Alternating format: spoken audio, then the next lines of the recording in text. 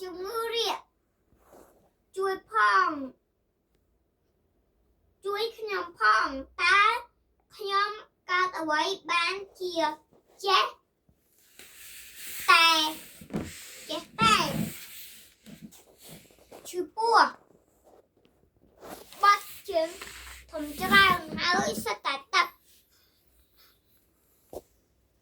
អស់កម្លាំងក្តៅខ្លាំងឈឺបែបនេះបង្ហាញថាប្អូនកំពុងមានជំងឺរាគហើយរបៀបព្យាបាលរាគមិនសូវធ្ងន់ធ្ងរ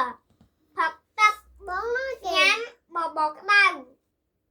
ញ៉ាំបបរក្តៅនឹងឈឺមែនបាទទៅពេទ្យយើងត្រូវឲ្យអ្នកជំងឺផឹកនិងញ៉ាំយកញាប់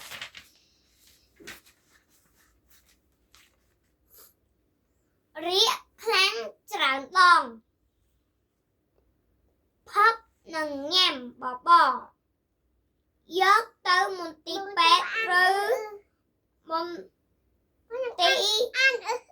សុខភាពបើរាគខ្លាំងច្រើនដងត្រូវឲ្យ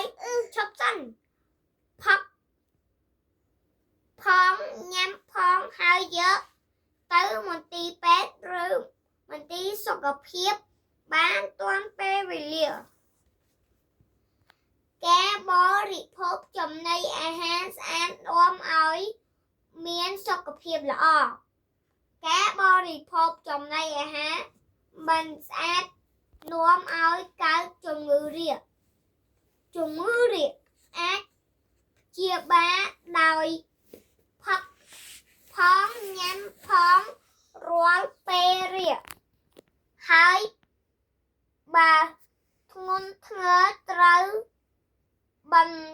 ជូនទៅមន្ទីរពេទ្យឬ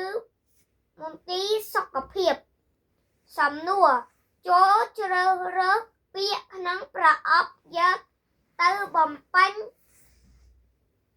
ល្បះខាងក្រោមឲ្យមានន័យត្រឹមត្រូវមន្ទីរសុខភាពខ្លាំងបាត់បង់ទឹកដូងរាគកម្លាំងបបរអូរ៉ាលីត